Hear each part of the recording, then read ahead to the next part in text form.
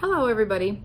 I'm Holly Aquilino. I manage the Facebook support group Keto Kaleidoscope. Look inside and discover the beauty of change. The link's down at the description in this video. So if you if you would like to join our group, we'd love to have you. It's a fun, supportive. I try to put researched information on there.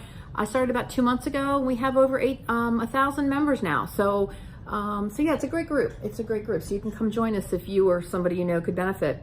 So today I'm just doing these short videos to try to answer some of the top hot topics that are in our group.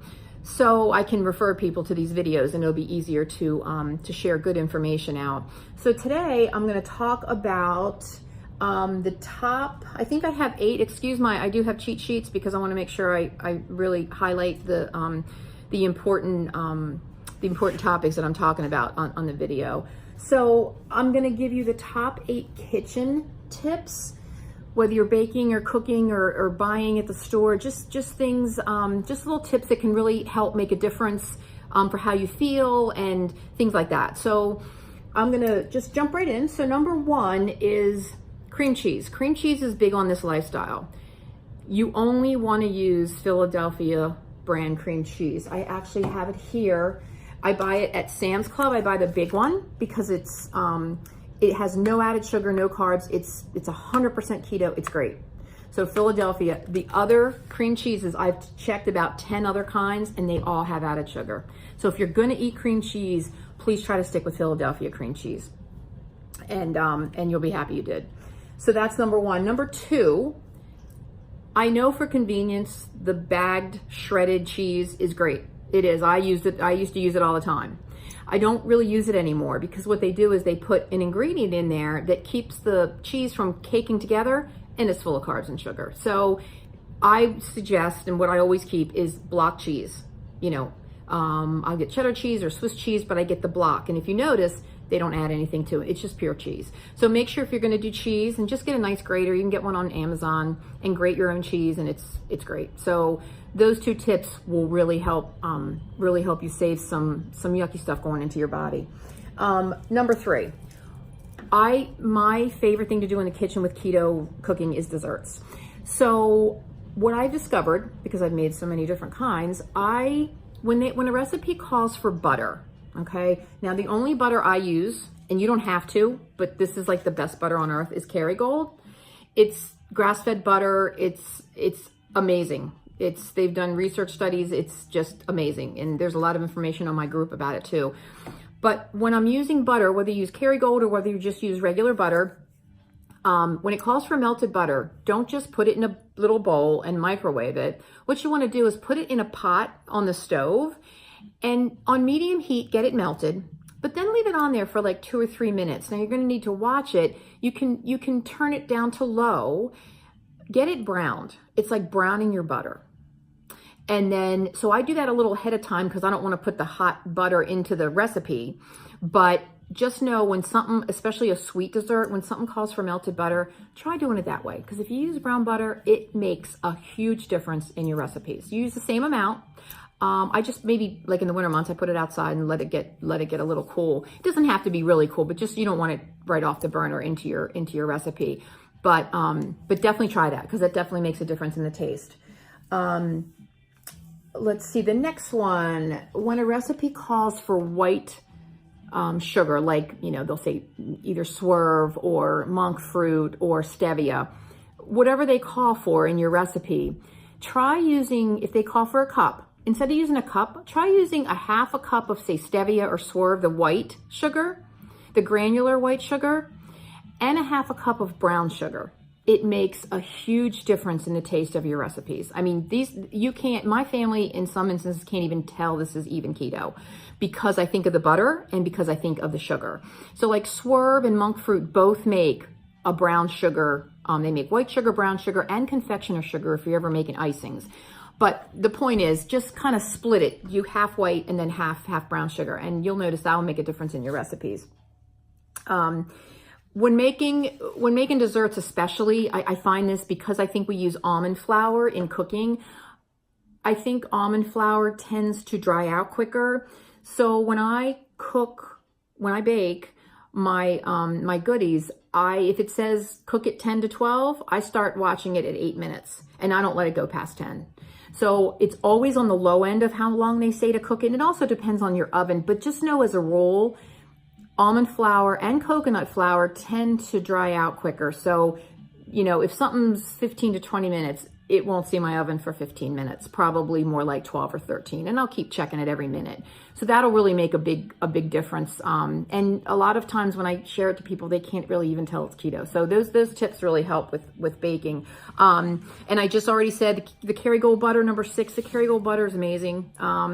It's a little bit more expensive. I think people have said at Aldi's you can get it for more of a reasonable price than you can at, say, Whole Foods. But yeah, if you can get the Kerrygold butter, it will make a difference. The other thing, number 7, is I keep pickle juice on my counter in my refrigerator all the time. I drink a shot glass every morning. It helps with electrolytes. I eat pickles. I usually eat about a half a pickle a day. So keep pickle juice around. And if you don't like pickle juice, it's okay. It's an acquired taste. I would try it, but Himalayan pink salt, that's something always good to have in your kitchen as well. It just comes in a little container, Himalayan pink salt. It's good to add to your foods. And then I'm just going to give you the top things that I always 99% have in my kitchen at all times. And if I'm out running low, I will just make a point to go to the store.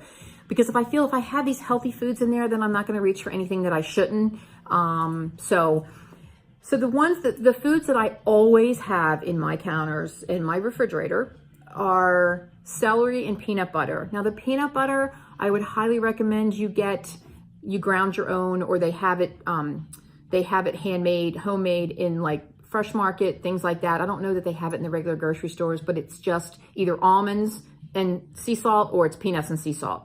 So, but I always keep celery and peanut butter because it's a great snack. So I always have celery there. Eggs, I always have eggs.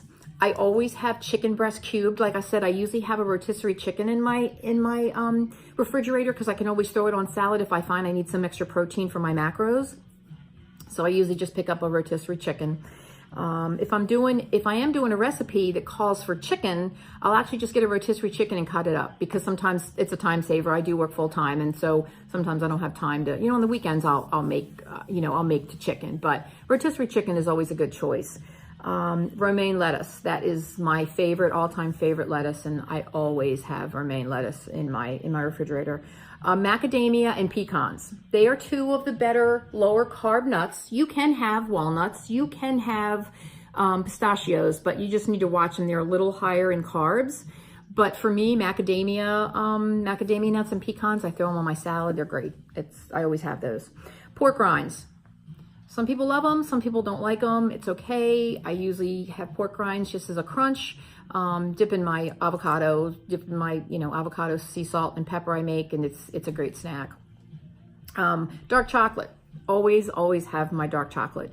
Probably I try to get at least 86%, and I will have that with maybe scoop it in a thing of the peanut butter, and that's what I do. So dark chocolate is really good. Try to make sure you get above 70%, because the carbs and sugar start coming down at that point.